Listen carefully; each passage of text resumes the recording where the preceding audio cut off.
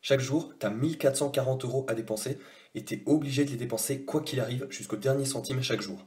Et tu peux rien garder, tu peux rien mettre de côté, tu peux rien économiser pour plus tard. Dans quoi tu dépenserais tes 1440 euros chaque jour? Réfléchis bien. Est-ce que ça serait pour te faire plaisir, pour faire plaisir aux autres, pour t'éduquer, pour te cultiver, pour te faire du bien, ou dans des choses inutiles? Et ce salaire de 1440 euros, il peut s'arrêter à tout moment, et personne ne sait quand. Il peut très bien s'arrêter dans 10 minutes, comme peut-être dans 30 ou 40 ans. Chaque jour, tu as 1440 minutes à dépenser, et quoi que tu fasses, elles seront obligatoirement dépensées à la fin de la journée. Et ce salaire de 1440 minutes, tu dois en profiter tous les jours, et il peut s'arrêter à n'importe quel moment. Si on les nomme, il faut savoir que dans une journée, on a 5 temps différents.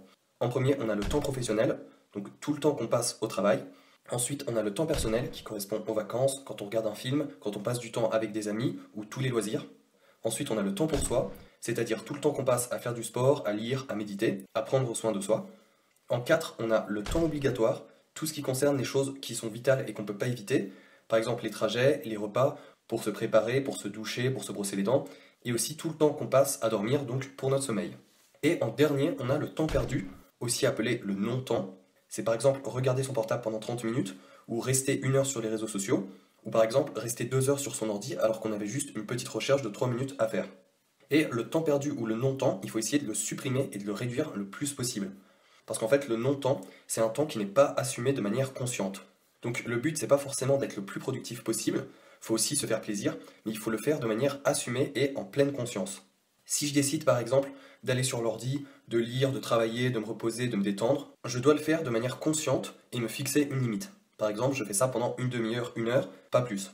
Et il faut réussir à trouver un compromis entre travail, amusement, détente, pour réussir à s'organiser sans souffrance. Le but, c'est pas de se poser un cadre impossible à tenir ou un rythme impossible à tenir sur le long terme. Ça sert à rien, on tiendra même pas une journée ou une semaine, ensuite on arrêtera tout. Le but, c'est vraiment de se discipliner, d'essayer de réduire le temps perdu, le non-temps, et de trouver un compromis entre travail et détente qui nous correspondent. Ensuite, Fabien Olicard, il nous propose de faire un compte-rendu de ces 5 temps différents, le temps professionnel, le temps personnel, le temps pour soi, le temps obligatoire et le temps perdu, et d'en faire un compte-rendu sur une semaine type, et ensuite de diviser par 7 pour vraiment avoir une journée type, pour voir comment on utilise son temps dans la journée. Est-ce qu'on prend beaucoup de temps personnel? Est-ce qu'on prend beaucoup de temps ou peu de temps pour soi? Est-ce qu'on a beaucoup de temps obligatoire, si par exemple on a beaucoup de trajets par exemple pour aller à son travail? Et aussi, très important, combien de temps on passe dans ce qu'il appelle du temps perdu ou du non-temps. Combien de temps on perd sur son portable, sur les réseaux sociaux, ou à faire des choses au final qu'on n'avait pas envie de faire, et là il s'écoule très vite sans qu'on s'en rende compte, facilement 1 ou 2 heures. Ensuite, pour vraiment être efficace et optimiser son temps, il nous conseille de faire 2 en 1. Par exemple, pendant des activités, on peut faire d'autres choses en même temps. Par exemple, en téléphonant, il nous dit qu'on peut faire d'autres choses, par exemple du ménage, du sport, du rangement, ou faire un trajet. On se déplace à pied d'un point A à un point B, on peut très bien en profiter pour passer un coup de fil à quelqu'un. Quand on fait du rangement, pareil, on peut en profiter pour appeler quelqu'un. On peut en profiter aussi pour écouter un e-book ou pour écouter une conférence. Quand on a des trajets à faire, donc des trajets plus ou moins longs, on peut en profiter pour se reposer, pour faire des siestes, pour lire et aussi pour travailler. Et pendant qu'on fait une séance de sport, on peut en profiter pour écouter de la musique, écouter un e-book ou suivre une conférence. Ensuite, il faut aussi classer les tâches qu'on a à faire par ordre d'importance, se demander si on n'avait qu'une seule tâche à faire aujourd'hui, quelle serait cette tâche, et ensuite faire la plus importante en premier, et ensuite répéter le processus.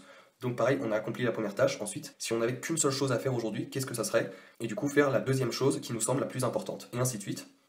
Ensuite, si on doit s'attaquer à un gros projet, il nous dit que chaque gros projet, aussi immense qu'il puisse paraître, on peut le découper. Donc soit on peut le découper sur une semaine, sur 30 jours, ou sur une période plus longue, par exemple 2 mois ou 3 mois, et ensuite on peut le découper en sous-parties, ensuite en sous-sous-parties, et ensuite chacune de ces sous-sous-parties peut être découpée et doit être découpée en petites étapes beaucoup plus faciles à réaliser. Et ensuite, dès qu'on a découpé chaque projet en plein de petites étapes à réaliser, c'est tout de suite plus facile et c'est tout de suite beaucoup plus abordable.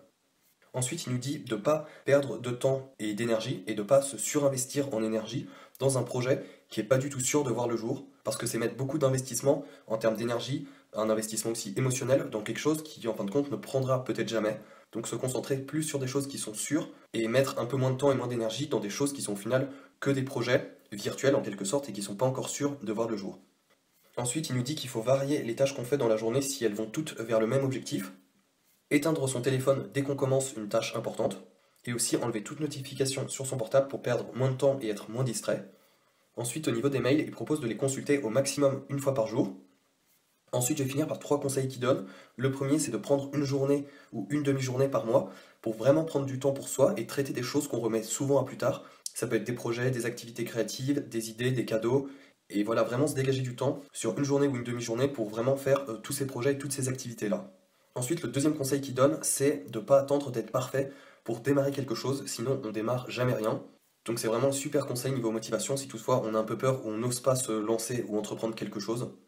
Et ensuite, dernier conseil, il dit qu'il faut toujours apprendre, jamais s'arrêter d'apprendre et apprendre toute sa vie. Et il conseille de lire tous les jours 30 minutes de livres de non-fiction. Donc ça peut être des livres d'organisation, de développement personnel, sur la mémoire, sur la créativité. Il y a plein de livres qui existent sur des tas de sujets, donc on peut vraiment apprendre beaucoup de choses. Et si tu veux écouter des résumés de livres de manière assez rapide, je te mets une playlist. J'ai créé une playlist de résumés de livres, donc je te la mets. Donc j'ai déjà fait pas mal de résumés de livres, et normalement il devrait y en avoir d'autres qui devraient sortir d'ici peu. Donc comme d'hab, n'hésite pas à liker, à commenter si ça t'a plu. Et surtout, n'oublie pas de t'abonner, comme ça tu vas pas rater toutes les prochaines vidéos qui vont sortir. Et là, je te mets pas mal de choses, donc tu as le bouton pour t'abonner. Prends le temps, ça prend juste une seconde. Tu as la playlist de résumés de livres si tu veux voir tous les résumés de livres que j'ai fait. Tu as la dernière vidéo qui est sortie et tu as un contenu recommandé spécialement pour toi. Et moi, je te dis à plus.